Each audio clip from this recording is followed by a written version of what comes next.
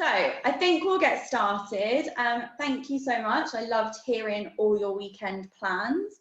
For those of you who don't know, I'm Kayleen Harrington. I recently joined the Norfolk Chamber of Commerce and I'm looking after their full event program. So thank you so much for joining us this morning, especially as it's our first recovery event, which has been designed to support businesses to restart, rebuild and renew. A resilient skill set is now more than ever considered one of the most important areas in which we can develop. Many people are now referring to resilience as a must-have.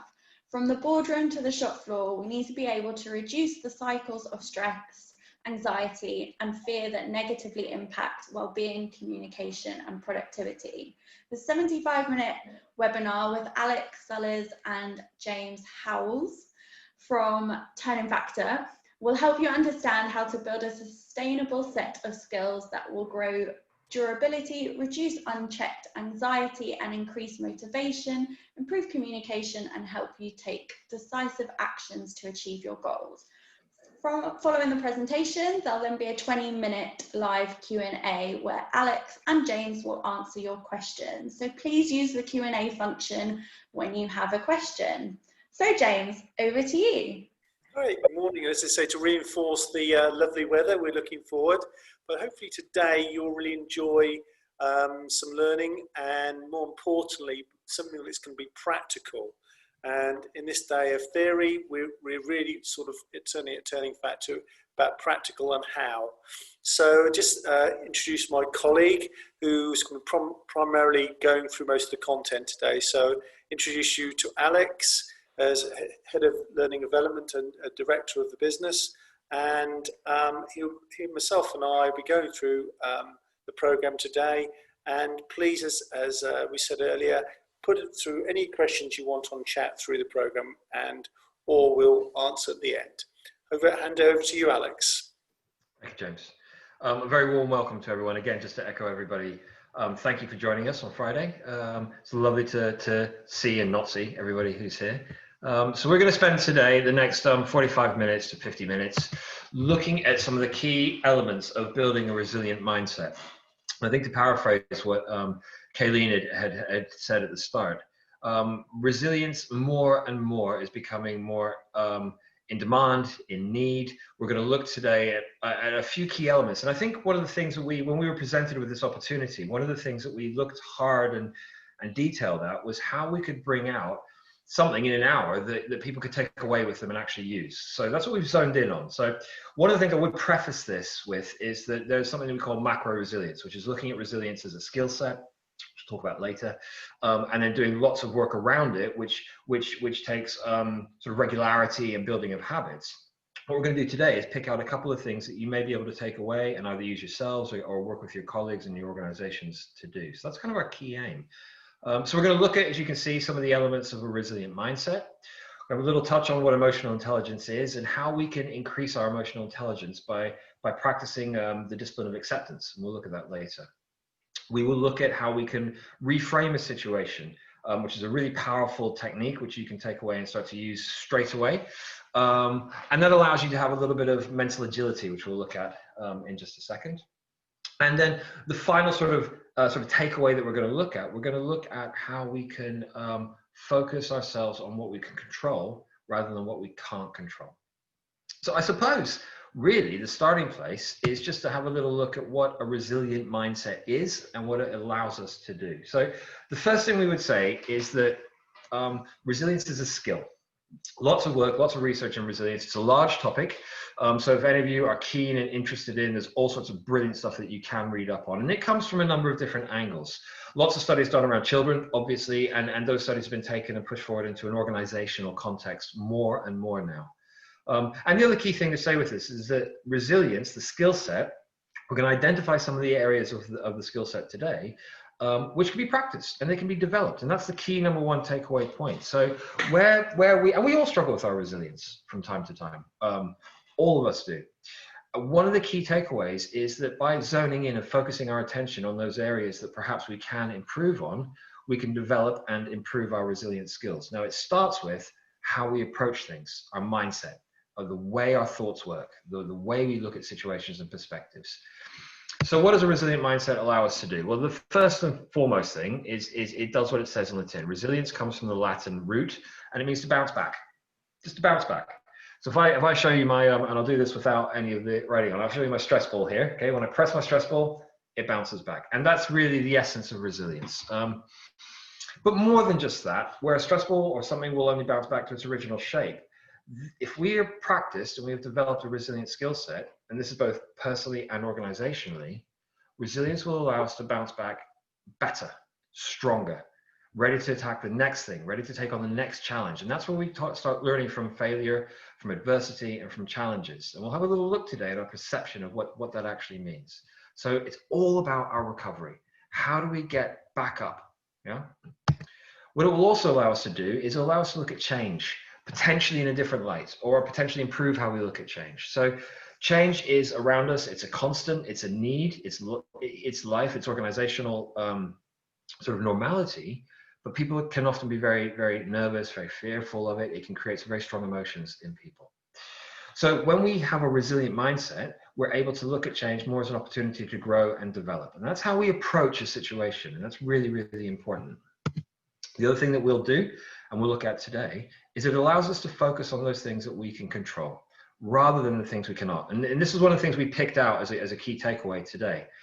And one of the things that we find when we work with people, we run resilience programs fairly regularly and we get some very good responses. And what I often find when I'm in those programs is that when people are suffering from stress or anxiety that's tipped over that balance or that tipping point, they're really struggling to kind of understand what they need to focus on. And quite often they try and focus on things they can't control, things that are outside of their span of control, and that's damaging. So we'll look at how we can pull that back in. And ultimately, how we can look at situations from a different perspective. You know, we'll look at today, and James will talk us through what the meaning of an external event is, and how we perceive it. You know, what makes it ours. Okay, and again, the challenge is that when we are under stress or pressure or we are anxious, and this is both personally and organizationally, we get narrow vision, and we're designed to do that. So we've got to break that, and we've got to look at it from a multiple set of perspectives. Now, all of these things allow us to respond to challenging times in a different way. And that's the key element of resilience. It's not about what we go through, it's about how we respond and how we challenge those. James? So yeah, I mean, so if we look at the first point, which is bouncing back, this is not new. So professional sport do it now, literally all business, and it's quite interesting. If you're going to be world class,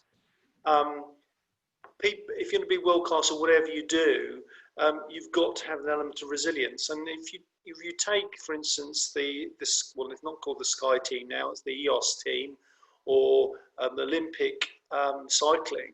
Well, David Braceford is famous for marginal gain, but where he really, really he improved the performance of the riders, was that he measured not just their times, but he measured their heart rate, their ability after they've been put under real stress and pressure. How quickly would they bounce back? And that was the key measurement. And that's what he focused on, as much as how quickly they did the actual the journey. And what they found out is that the more we're able to recover, the quicker we're able to cover, the harder we're able to train. And the harder we're able to train, the better we become. And it's like anything in business, we relate that into business. If we're going through tough times, it's not actually the time when you're in it that's important, it's how you recover from it is the most important thing. So that obviously relates to the current environment we're in now. And we've seen some businesses really able to bounce back and are resilient and are doing great, where other companies have not been able to be so resilient and are really struggling because they haven't got the bounce back ability. So it's related to ourselves and also the organization. Alex. Thanks, James. Spot on. All about how we can recover. So let's have a look. What are the key things that we can develop from having a resilient mindset? So let's have a look at some of these benefits. You know, and the benefits are clear. They're well documented and they're scientifically proven. When we get when we're in difficult times, we're anxious, we're stressed. This is, again, if the organization is struggling, then there's higher levels of anxiety, which James will talk about in just a second. And this contributes to an ongoing cycle. So by being able to understand and put things into perspective and bounce back, we're increasing our ability to sleep, we're increasing our ability to think logically, we're increasing our ability to communicate effectively, which all leads to an increased well-being, which is better health. So top of the list is by being more resilient, our well-being is increased and enhanced. We'll develop coping mechanisms for stress, anxiety, and pressure. And with that, we'll be able to be more adaptable and flexibility. And what we mean by this is that we'll have more choice.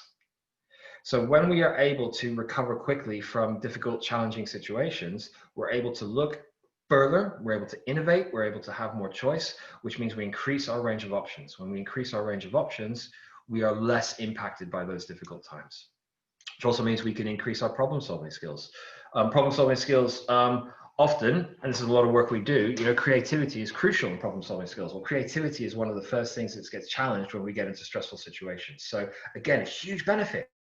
You can see how all these things link. Success, professional, organizational, personal, and positive relationships. Again, positive interpersonal relationships and positive interorganizational relationships as well, because we're not operating from a position of high pressure and stress and anxiety. And ultimately, all of this beds in to increase higher levels of motivation. We're able to concentrate for longer, and those people within our organizations and ourselves are able to be engaged, supported, and looked after throughout the organization. So the benefits, are absolutely enormous. And Kayleen was right. All of the research that we put in, resilience is now one of the most in-demand skill sets, and it's topping everything right now. So that suggests there's a problem. So where does that problem come from? Well, these stats are taken from the Health and Safety Executive in the UK from 2018, 2019. And if we look at this, and there's a message in here, 602,000 recorded cases of work-related stress, anxiety, and depression. And these are long cases. These are not 1 or 2 days off, as I'm sure many of you understand and know. 12.8 million working days lost that year to work-related stress, and the average is 3 weeks. So what are the causes? Well, you can see it right there, workload. That's almost half of the cases recorded are down to workload. Now that's a challenge because we're not gonna, the pace of business, it has to remain pacey. It's a 24-hour world. We're at the behest and the call of our communication mediums all the time. People can communicate globally at any point in time. You've got emails, we're attached to our phones. It's just increasing, not just the workload, but the points at which we feel that we have to respond. So how do we manage that workload? What do we do? That's where our resilient skill set comes in. With workload comes extra pressure, comes the need to provide results. And you can see these other figures here. Now this sends a very clear message that there is a challenge. So the question we pose is that organizationally, where does the challenge sit? Does the challenge sit on the pace of business and the growth? Well, it clearly doesn't. The challenge sits in how we manage and lead our teams and our businesses through these pressure points and these challenges. And that's where the resilient skill set really comes in. But this is obviously from last year. And James, something has happened, hasn't it, since last year and this year? Yes, great. So what we will ask you now is to give us your current challenges. So if you just put it onto the chat, what are your current challenges today? What are they? Massive changing environment. Think about those guys are on furlough as well. Those guys are coming back. What are those challenges that you're having? Think about the workplace. How is it different? What's, even from those who are working from home, children, all that sort of stuff. What are those things that are real challenges in your life today? And just be open with that, and then we'll discuss them, see how they compare to some of the research. Yeah, feed into the chat, guys. What sort of things have you had to struggle with? What things have been happening? So Zoe's saying that her role has changed completely as a community fundraiser, change, uncertainty, lack of security. Yeah, brilliant. Home, work-life balance, we hear that a lot. It's a real issue for people. Yeah, we'll look at that today. Absolutely. Yep. What else, guys? What other things are happening at the minute? Yeah, there we go. home work-life balance, motivation gets affected. Thank you, Sam. Yep, brilliant.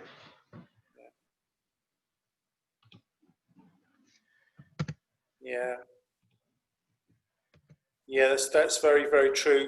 Expecting it to be normal and it's not normal, and getting back to normal is just, we're in the new. I mean, we're talking about businesses recently, and the latest term I always say is burn your business plan, because it's actually, we're starting from afresh now, totally and utterly fresh. So for those colleagues within the business, they need to know what the future is. We completely unturned it, and it's good for leadership to really sort of make that work.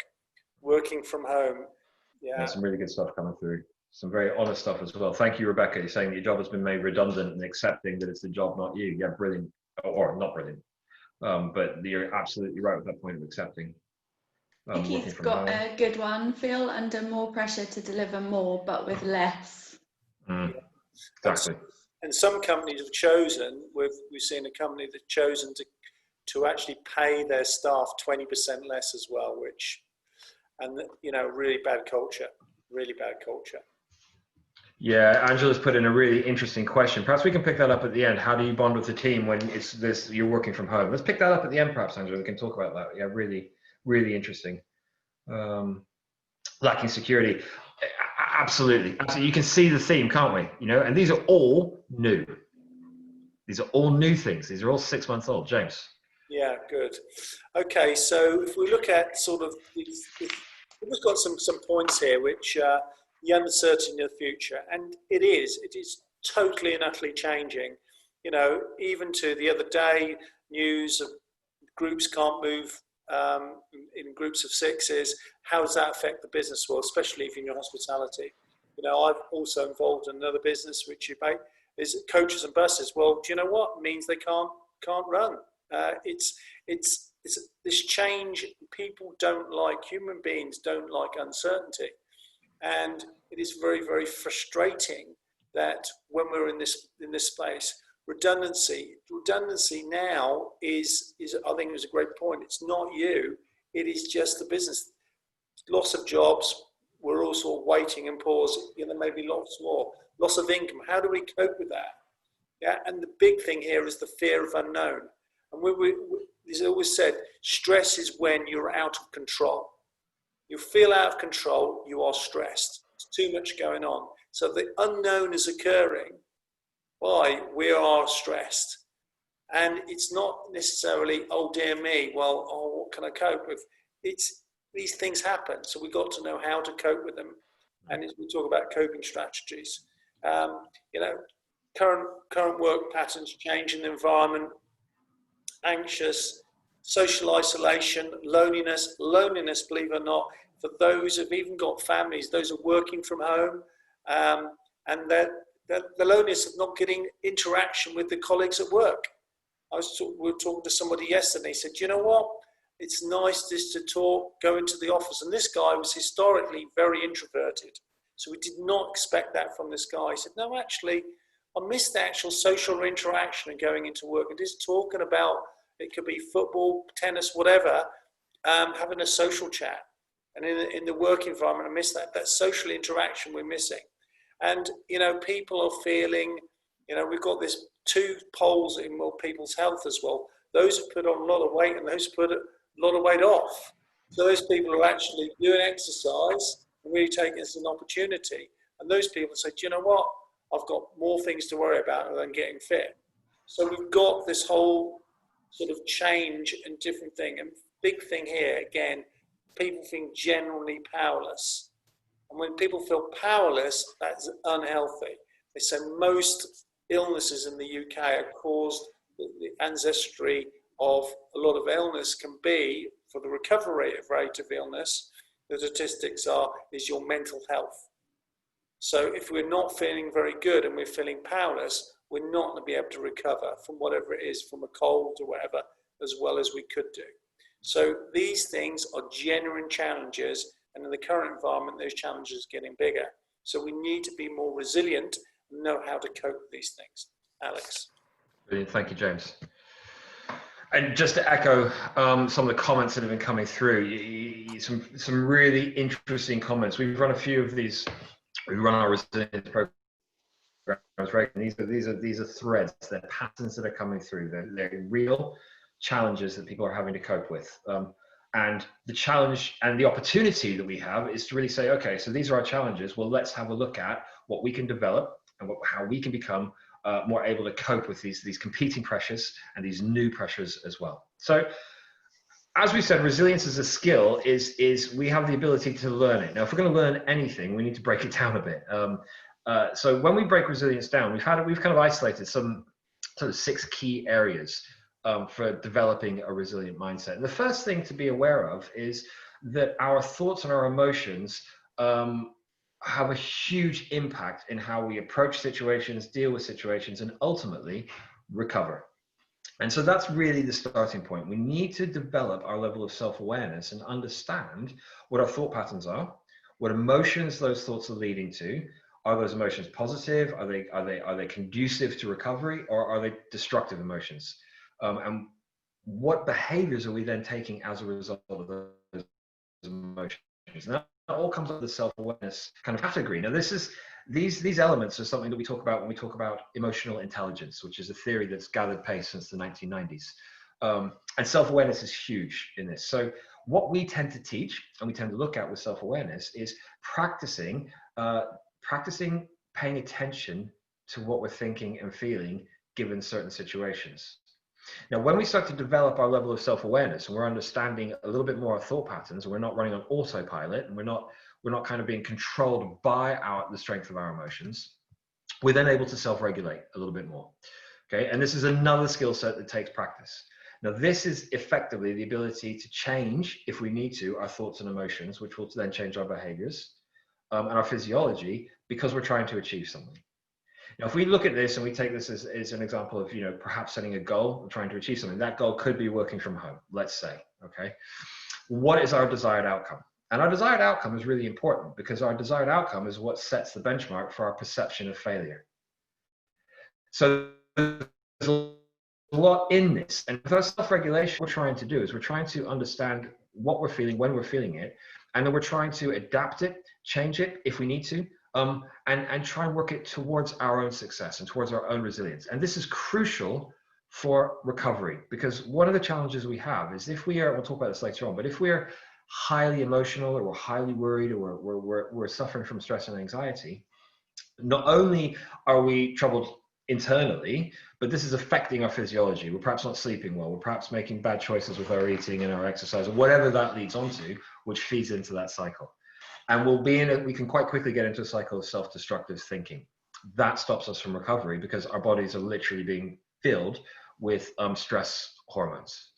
So that concept of self-awareness and self-regulation are 2 of the key tenets of emotional intelligence. The other thing that we've broken it down is the ability to look at situations from multiple perspectives. And this is what we're going to look at, both James and I are going to look at later on, because we thought this is a great takeaway, is when something happens, how can I look at it from a different perspective? Because the key thing that will give you is it will give you a different viewpoint. And with a different viewpoint comes a different thought, which then leads into a potentially different emotion. And it's just enough, perhaps, to stop that flood of negative and destructive emotions. So we'll look at that today specifically. Another key element of resilience is the ability to build supportive, strong, and trusted relationships with people and also with organizations. And that, again, is part of how we communicate, how we process information, and how we then, keep pace with our relationships. And we're probably not talking about emotional sort of coping mechanisms here. We're talking about those kind of relationships that challenge us, that structure us, that help us keep active and keep moving forward. Our strengths of character, crucial. So another thing that we teach regularly in our classes, and this is an actual activity that we do, is to zone in on the things that we're great at. Yeah, what are our strengths? Yeah, what are we naturally very good at? Because they're one of the things that quite quickly diminish when we are stressed and we're worried. So let's focus in on those, and let's use our strengths to overcome those challenges and to recover. And let's try and get those working with our values. What are the values of our business? What are we trying to do, and how are we trying to do it? What are my personal values? We can align those, and that helps us reach our outcomes, and it helps us recover. and optimism. And this is very, very closely linked to the outcome set. Now, optimism isn't the fluffy, let's all look at a nice, silver lining and all that kind of stuff. And optimism is about expecting the positive out of a given situation. It's about taking purposeful action. It's about focusing on those things that we can actually have an impact on and control. And that, again, creates a positive cycle. Because if we take an action on something that we can control, then there is a reaction that we are expecting. And this is where it links to having an outcome. What are we trying to achieve? It might be that positive thing that we are expecting isn't the next thing to happen. We might have to go through some pain and some challenges. That's kind of not the point. The point is that at some point we try and reach that outcome. If I just go back to that example of an outcome, let's say we're trying to achieve something difficult and challenging. It could be a new project. It could be a new way of working. If our outcome is to achieve this perfectly, well, that's an acceptable outcome. It's driven and it's highly motivated. However, it sets us up to fail. If our outcome is to do our best and learn along the way, that doesn't set us up to fail, because all the way we are learning and we're doing our best. And can you see how that slight shift in what we're looking for creates a completely different mindset? And that kind of ties up all of these ideas. So these are the skill sets that we teach in our resilience program. We break each one of these down. We have activities that go throughout them. We've picked a couple out for you today. James, I'll hand it over to you to talk a little bit about emotions. Yeah, so what we've got here is a situation where if there's unchecked emotions, it's amazing what that can do to ourselves. So somebody is physically fit, but they basically are worried about something, or something really changes in life. It can just totally, utterly change them. So when these things occur, you get fear. And when someone's fear of the unknown, because, one of your comments earlier was that, we don't know what's going to happen. So we have a feared state of mind. And that fear can prove that everything positive is in their life. They're healthy, they've got a nice family, everything else is good, but there's something which is out of their control. They get into this state of fear. The anxiety becomes even more so, and they get worried. Thus, consequences of that, you get the stress, and stress can actually turn into panic. And one of the coping mechanisms people use is anger. So we've seen a lot of, we said there's a lot of separations going on in these times, because their frustration falls away from their own problems, which they may have in the work or something else. The frustration falls over. And what we then have is an element of resentment, causing, it's not my fault, it's this, that, and the other, and getting really, really, really angry, or literally attacking colleagues. We've seen this happen, attacking colleagues or others, rather than be able to cope with the situation themselves. And consequence of that is obviously we to the worst elements of this is depression and hopelessness. And when we have these things occur, it's all around them actually an emotional change, or something that occurs to just trigger something. And for someone who's looking outside that, they may see that it's completely and utterly irrational. For them at that time, for the person at the time, it is very logical. And this is where we have to be able to self-check ourselves and self-regulate. And if we can do that as a skill, it's not easy, it can make a massive, massive difference. As we said earlier, all these things which we talk on, sort of the resilience, learning, are skills. So they can all be taught and they can all be learned. For somebody who's very, very, if you say emotional, they can be taught how to, and the how to can make the difference not only to their lives but to their colleagues and their families around them. Alex. Brilliant. Thank you, James. We can't underestimate the power of emotions, both individually and collectively as well. And I think one of the key elements that, just to follow up with what James was saying, and this is sort of how we're designed as part of our fight, flight, or freeze response. So when we are in danger, we sense we're in danger, our brains are wired so that our emotions can flood our bodies with hormones to get us to get out of the way, or attack, or do whatever we need to do to survive. So it's a perfectly natural thing. Now, the challenge is that when we are in a workplace environment, or we're in our home environment, and we get these feelings and we get really, really anxious and really worried, which might be exacerbated by lack of sleep or more, higher workload, and all these things feeding into it.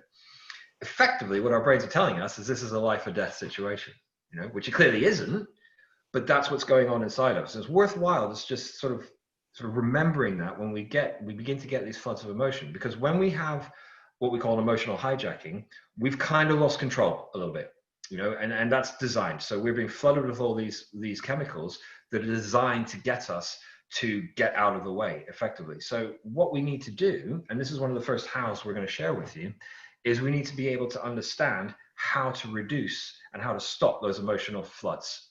We don't want to be in that situation, because when we're in that situation, we can't think logically. We can't do those things that we've just highlighted in that previous screen. And one of the ways that we can do this is we can look at how we accept whatever current situation we are in.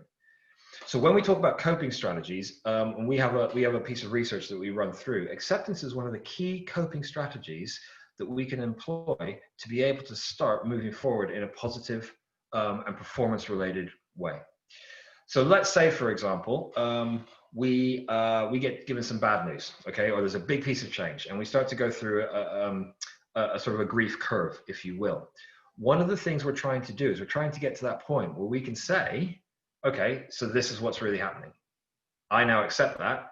That's fine. And what I can do when I do that is I can now start to plan, and I can start to move forward with the right strategy and the right ideas. And I can stop wasting all of that negative energy, denying, fighting, refusing to believe that this is happening. And then I can start to move forward. And interestingly, when we are able to accept things, it completely changes our emotional balance. I cannot state highly enough that this discipline of acceptance is one of the key things that we can do to increase our resilient mindset. Yeah, you kind of just a good example of that recently is a business, is an events business, and they sort of organise motor racing. So you can imagine sending parties to the Grand Prix and stuff like that. Well, overnight, the whole order book totally and utterly collapsed. So the next year's worth of work completely off the books. So the first thing was, panic, what we're going to do, how we're going to do it, etc., etc., etc. And they then decided, and the owner of this business is very, very sort of experienced guy, just said, you know what, I've got choices here. I can either close my business, which could be, what he could do, or I can choose to look at it from a different perspective and look as is an opportunity.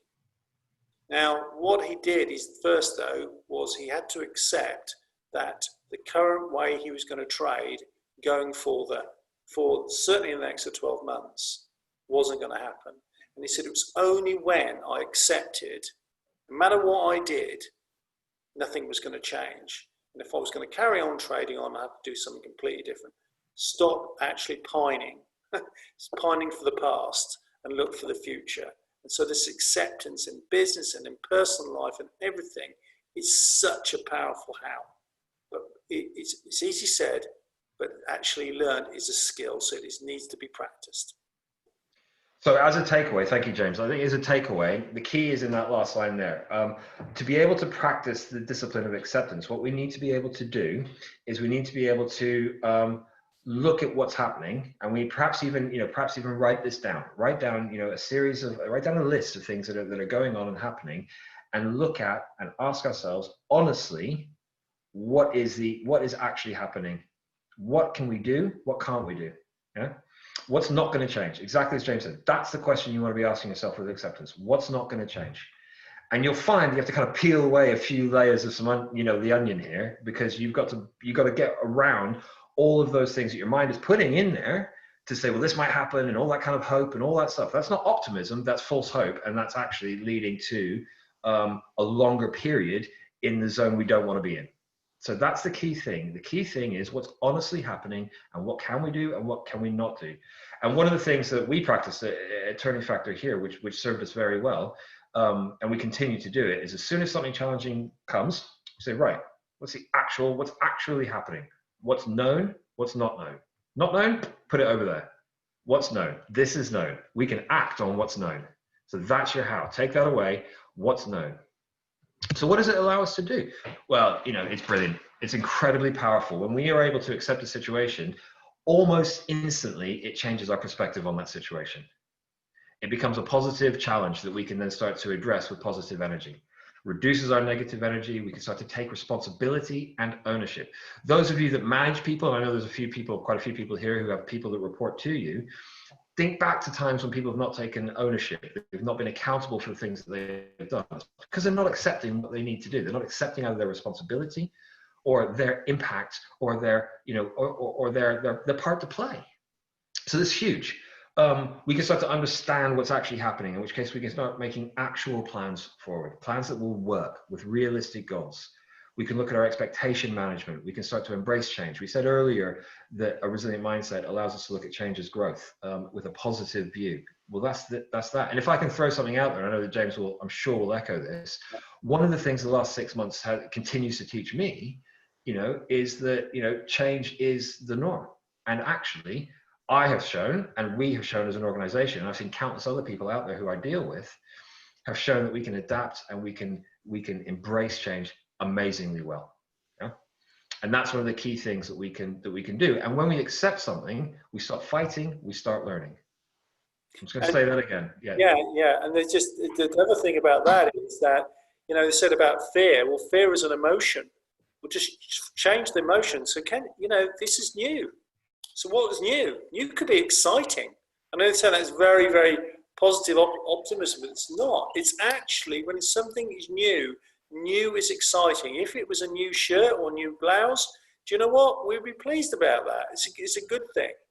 So actually, if we look at it from being a good thing rather than a bad thing all the time, surprise, surprise, our mind will change. And do you know what they say? If you want to learn to enjoy the first parachute jump, treat it as an exciting event.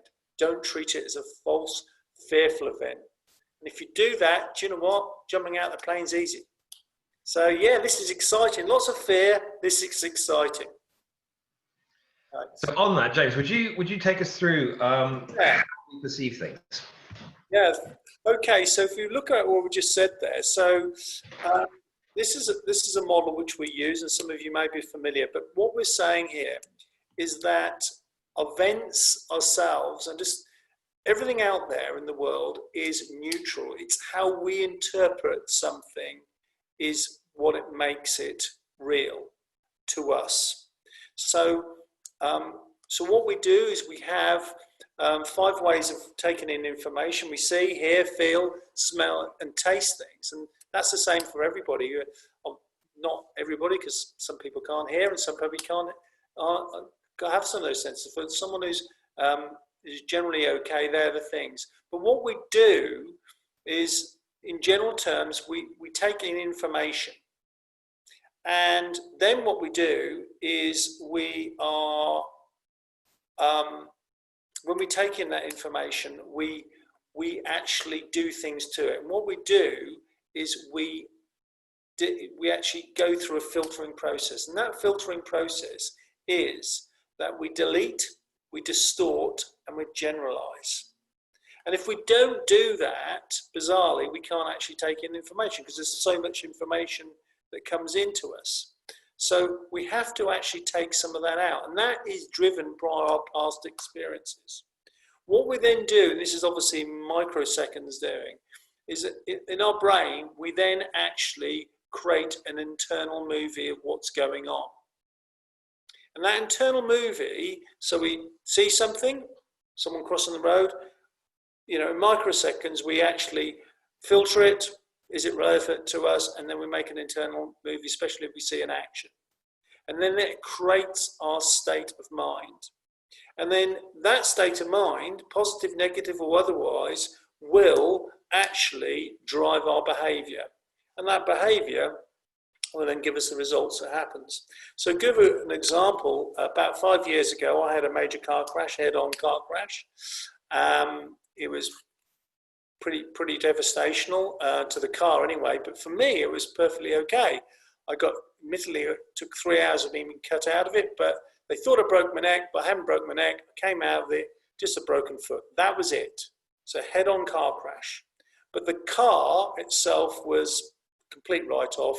They had to cut the top off of the car, so it just looked it looked like it'd gone through a shredder. So recovering in the recovery stage, later on, I left something in the back of my car. So about a week or two later, when I felt more okay, I rang up, got the details of the scrapyard where the car being put, and I explained my car, the colour and so forth, and the make. And I thought, and the registration. He said, excuse me, sir, those sort of cars we put aside. And I said, okay, fair enough. I said, because, we may be tough guys in the scrapyard, but even us, we don't like seeing that sort of stuff. We just don't like it. So I said, okay, sir, okay, but I need to get my bag out of the boot. Your bag? Okay, so you knew the driver? Yeah, I was the driver. Really? Oh, are you okay? Yeah, I'm okay. Bit confused. Okay, so yeah, I'm okay. Oh, terribly sorry, sir. We see cars like that. We generally think it's a fatality.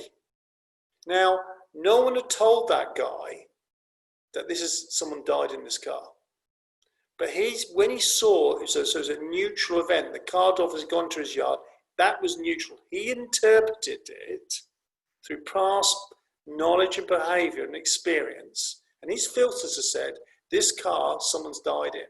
So we're going to move the car away because it upsets everybody. So that his internal movie, was a fatality. So when I started talking to these behaviour, it was to move it out of the way because people don't like to see it. So when I spoke to him, he'd already made judgment on the situation, a negative judgment. In fact, hey, I was okay. I survived a head-on car crash. 100 whatever combined speed. It was ridiculous. Yeah.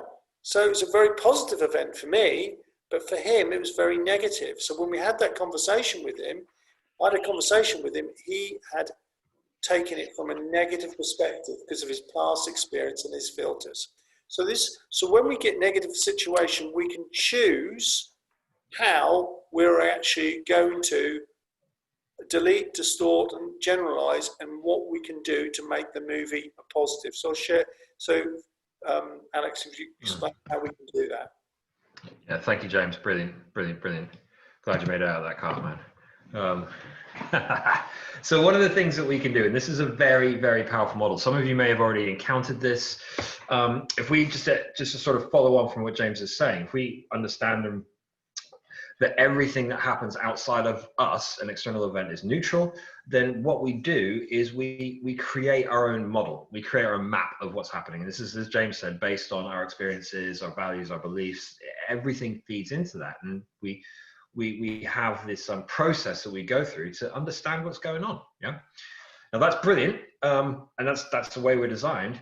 It can also be a challenge. And we talk about mental agility. Well, when we're talking about reframing our thinking, we effectively see things in a frame. Okay. The frame is what gives us the information for that neutral event. That neutral event has no information. It just is. It just exists. We give it that information based on how we understand and see the world. Now, when we understand that actually every single other person has a different way of looking at the world, because here's the thing, my experiences are not the same as James's experiences, who are not the same as Kayleen's experiences. We've all got our own lives. We're all unique, because it's unarguable. Therefore, everybody's understanding of the world is unique. It can be similar based on our society and where we've grown up, but they're still unique. So that's a really powerful thing to take away with you guys and to bring back into your organizations, because we get stuck in that loop. We get stuck in that pattern of seeing things from our own perspective. So reframing is a very powerful way to say, hold on, that's just my perspective on it. What might be another perspective? What might be another frame of reference? Now, when we can do this, and we can actually do this fairly competently, because again, it's a skill, it needs a bit of practice, that then leads to new feelings. And we can, with new feelings and new perspectives, we can have more choice or different choice. So oftentimes when we're talking about being in high pressure, challenging, trying to recover, trying to learn from a situation, remember resilience is all about learning from a situation. To do that, we need to be more in control of the choices we make and the feelings that we're having. So reframing is a really powerful tool to be able to do that. So what's the how in this? Well, there's a number of different things you can do, you know. We've already said this, you know, what do I know? What are the facts about this situation and what's not known? So that allows us to accept something. You can also go from a different perspective. And when something really difficult or challenging is happening, you know, if we take, for example, James's car accident, you know, how is this the best thing that's happened to me? Now, this is a thought process that we can employ to change the way we view a situation. Yeah. So let's just. Me now. yeah, you're a better driver. Huh? Yeah, you know, there's a number of different things we could say. What we could say is that James has used that story because it's a very powerful story on a number of occasions. So how is this the best thing that's happened to me? Well, maybe James has been able to help other people with their own emotional challenges. That's a different way of looking at it. Everything has another reaction further on down the line. Now, some people look at this and think, well, that's just, you know, that's silver cloud lining stuff. It's not. It's a skill. It's a discipline. And what we need to be doing if we're going to practice reframing is to practice this almost every time. Yeah. Now, I've got Kathy, who's the CEO of this business, and is I watched her one day, and something had happened, that was, you could really see it frustrated her, and it was quite important. And we're all about the detail and the quality here. And I watched Kathy, and from the door of the office to the desk where we sat, which is about 20 meters, I watched her reframe that whole situation. And it was brilliant because she went from being very frustrated and she sat down and she had a completely different perspective. And you could see it. Physically, she was different. Physically, she'd react. And I watched her actually do it. It works, guys. It works. And I know it works because I didn't used to do it 2 years ago and I do it now. And it has had a huge impact on my ability to recover. It doesn't mean that life is any more, you know, life is still life. And actually, you know, I'm always trying to take on the next challenge. It's how I can deal with that. So you've read through these questions. These are just different ways of challenging your own perspective on this, you know, and at the very least, you know, what can I learn from this? You know, what can I gain from this? And sometimes, this is why we go back to outcomes, guys, it's all about the long game. Yeah. So you might not learn anything right now. It might be very difficult. You might be going through those difficult feelings, but in time, what we would encourage you to do is pay attention to those things that link. That aha moment. Yes. Now, if that hadn't happened, I wouldn't be here now. And I could point to 7 or 8 in my life. I know James could as well, and you all can. So reframing is an incredibly powerful thing to be able to do. And the key question really, just to finish on this bit, is what else could this mean? What is the other perspective with this? So the final section that we really wanted to look at today as another takeaway is being able to focus on those things that you can control. Now, to do that, to really understand this, we have to understand how we act as human beings. And a key psychological sort of concept, and I'm really simplifying this and dumbing this down. I must preface this that, you know, my wife has a degree in psychology, I don't, which is a real challenge at home. So something that we have, we're on a scale. And as human beings, we're on a scale in terms of what we understand and perceive about our own ability to do things and achieve things. Now, that scale is based around our locus of control. Now, those people who have an internal locus of control, basically, the further down the scale they are with this, they believe that their success, their self-worth, their abilities, their efforts lie within them, that they can control and influence their own lives. Okay, they are in charge. So, for example, someone with a strong internal locus of control, they might be in an organizational setting. Someone might say something that could be deemed as snappy or frustrated, or they've expressed or vented an emotion. Someone with an internal locus of control might be able to process that more positively and quicker than someone with an external locus of control, because someone with an external locus of control tends to attribute their own success to the impact other people have on them. And that's very important to understand. It's not a good thing. It's not a bad thing. It's just a thing. It's just how, you know, for me, for example, I have quite a strong external locus of control. So what I have to do is I have to practice reframing and emotional management. So if someone that I perceive as of high value to me, was important in my life, says something or does something that I might take in a certain way, I have to work a process to make sure that I don't get worried, stressed, or anxious. Now, we find this very regularly in our rooms. When people come in for our resilience programs, oftentimes we find that people have quite a strong external locus of control. Remember, that means they attribute their ability to succeed based on the impact of other people. Yeah. So that's where you get people who might be in the office and they're really worried about relationships. And there's a lot more that plays in on this, but it will be a real worry. It will be a significant worry because the way they think and work, it's all about what other people do and say that drives their own ability to succeed. James, did you want to add anything on this? Yeah, I mean, this is really, really sort of interesting. And what we've seen is that those who can actually literally change in thinking can make a difference to someone's life. It is literally light and day. And when you're in control of your own, when you've got, you actually take, it's an element of acceptance, really. You accept who you are, and you can make the difference. It's you can change. Nobody else can change. You can't change anybody else, but there's one thing we always say. There's one person in the world you can change, and you've got control over it, and that is you. Yeah, you can't really control anybody else. Yeah, you can tell people what to do, but it's their choice if they do it or not. Yeah, exactly. What you can do is you have that control. So it's your destiny. It's not what everybody else does. It's what you do, and you have choices. And when we got choice, we feel in control. And that is what we'll look at now. So some of you may recognize this. This is a model that's taken, well, it's been adapted by Stephen Covey, the author of Highly Effective Habits. And it's all about what we can control, what we can't control. So let's take this as an example, okay? Let's say that something big has happened. It could be COVID, you know, it could be working from home. It could be a whole new project. It could be 3 or 4 people leaving the workplace, whatever it may be. Yeah. So one of the things we will often find, as James said rightly earlier on, is we feel powerless. We feel out of control. We feel like events are happening around us that are really impacting us, and they're making us feel they're challenging. They're very challenging, and we're struggling. Okay. What people will do is they will often focus their time in these areas, and this could be anything, guys. I've just picked a few things in, and this is what we call our outer circle. You know, what people think of me. The state of the nation currently, you know, COVID, what's happening, you know, big stuff, economy. It could be my boss, my relationship with my boss, the actions of others. All these things in this area are actually out of our control. There's not much we can do about them. Yeah, I can't control anybody else, and I can't control, you know, these big external events. I can't control a situation. This situation is an external event, but there are things that I can control.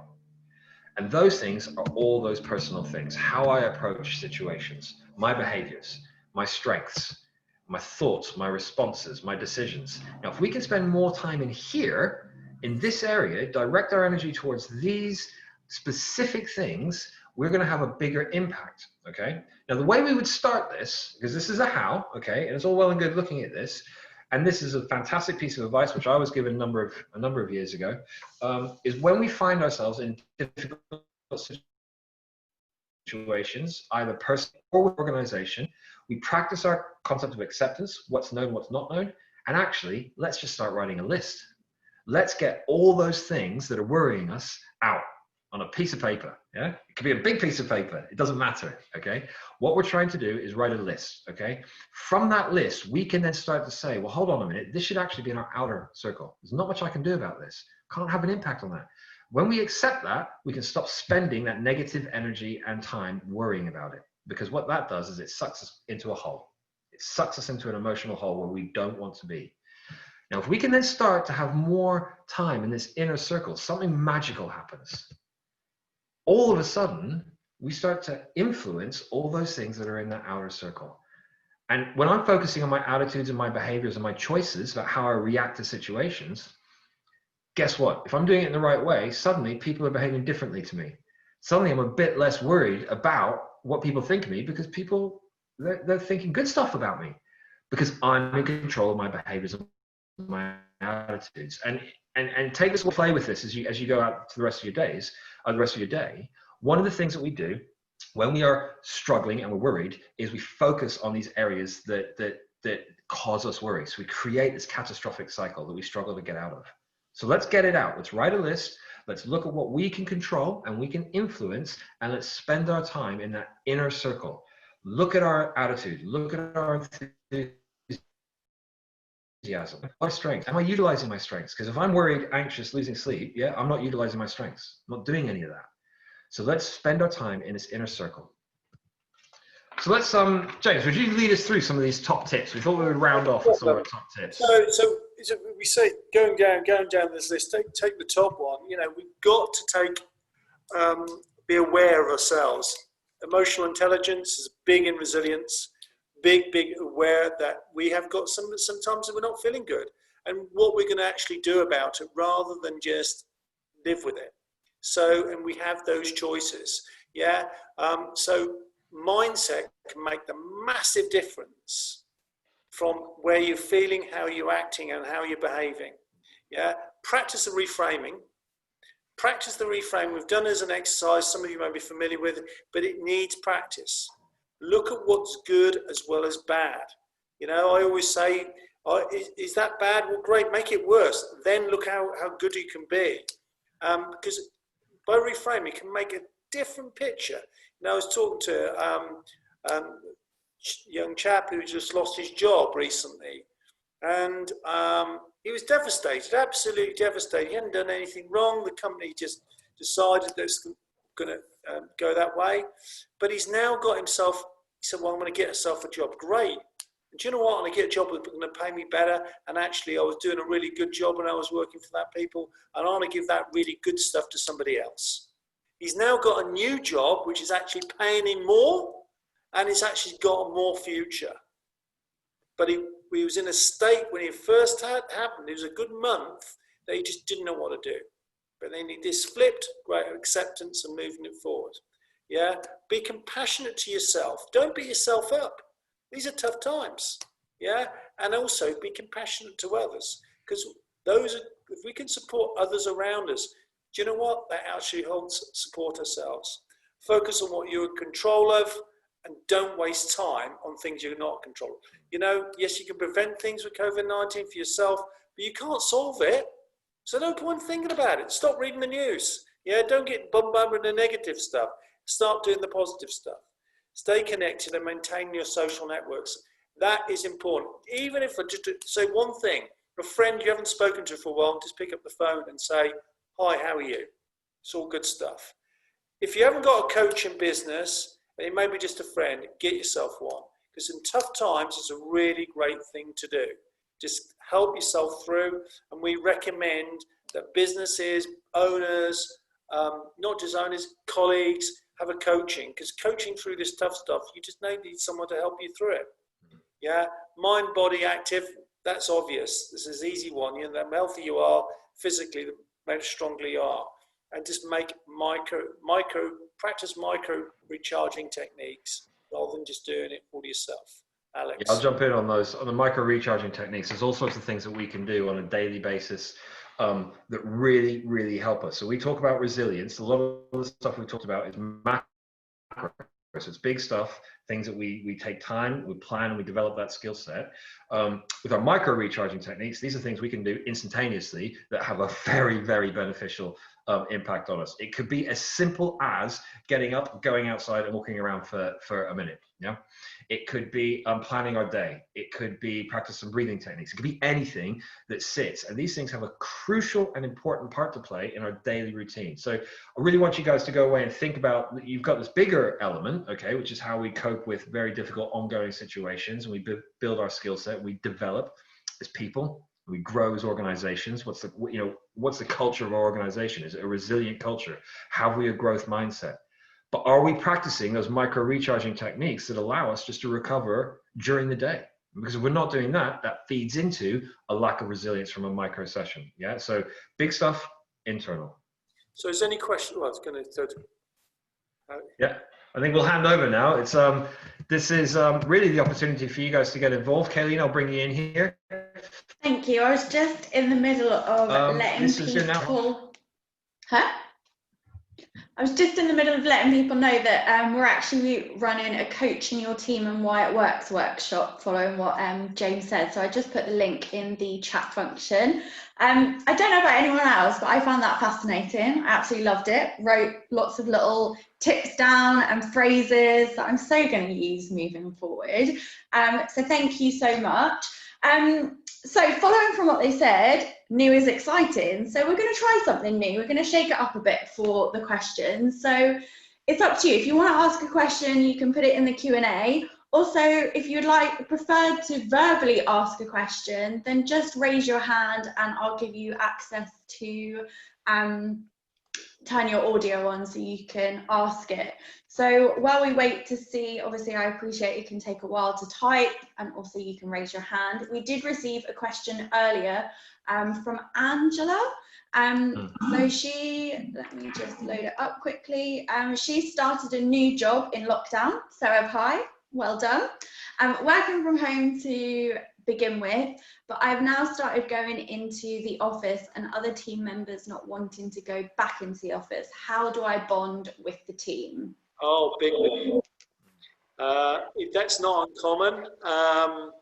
And we've also had experience where some individuals just not want to go back to work at all and refusing actually going back to go back into work, which is another issue. It's simple stuff really, is communicate. And what we would recommend is that structure in the communication. And that is literally, and I'm sure you might do this anyway, but just to reinforce, if you're not literally having a daily, if you've got people who are coming in, we've got people working from home and people in there, a Zoom meeting for everybody. And it's literally morning and evening. And actually you're having to up your communications level to get everybody involved, and there's just a bit of structure to it and a purpose to it. And if you continue to do that, it slowly breaks down those barriers and people are more receptive to you as a new person on the board. But it's very much about structured communication rather than casual communication.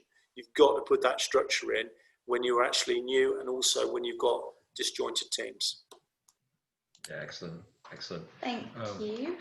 So we've got a question from Jonathan, and I think this is a great question. I know with this, Myers-Briggs definitely helped me, but it'll be interesting to see what your response is. So what are some quick tips on working with people who have different personalities to myself, i.e. me being more positive than them? If I can see a good thing but they can't, is it just a case of more/better communication? That's a brilliant question. James, you're the personality expert. Sorry, I'm throwing that one to you. You're okay, no problem. Well, I think the first thing is not to squash them. Because if you're a positive person, you see everything, and you've got, say, for instance, if you're talking about Myers-Briggs, somebody who's in sensing and you are intuition. So they'll communicate and accept things where they've got evidence. So they haven't got evidence, they'll be in a dark space. Yeah. So, but you may just see the big picture because you're more positive. You don't need the evidence, you're more forward looking. So what you have to do is you've got to get into their shoes. Because if you don't get it into their shoes, you'll find it harder and more frustrating for you to communicate. So when you get into their shoes really seriously and say, well, hold, it's not me, it's not discrediting your view, it's just getting in front of us. So how can then I communicate so I can receive it in the right way, in a positive way? So for instance, somebody who's actually will not accept anything without seeing evidence, maybe totally, something you control, they can't. Well, hold it, how can I provide the evidence so they can actually feel more comfortable with it? Even though you don't see any point, because this is frustration, I don't need to read a book, just the title is this. I know what it's about. But if they need the detail, as a good example, you've got to provide that detail. So there's other times when we've got frustration and poor communication, it's actually being more patient, more listening, and more questions.